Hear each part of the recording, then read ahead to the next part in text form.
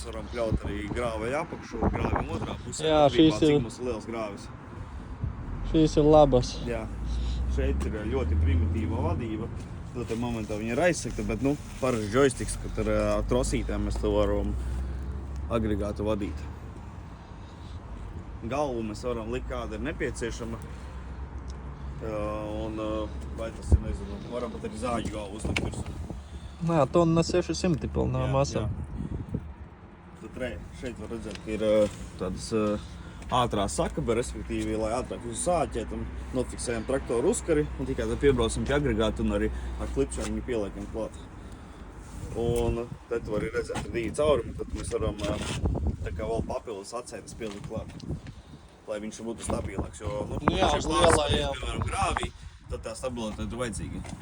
Jā, jo es citiem esmu redzējis, uz sānu ir tāds kā atsvars. Te, kur arī redzēja stundu skaitītājs, tad šeit Viņam tas ir vajadzīgs tā, jo tur ir ļoti daudz hidrauliskās eļļas, lai tā apkope būtu pareizajā laikā. Tad mēs sakojam tā stundām un varam īstajā laikā nomainīt to eļļu.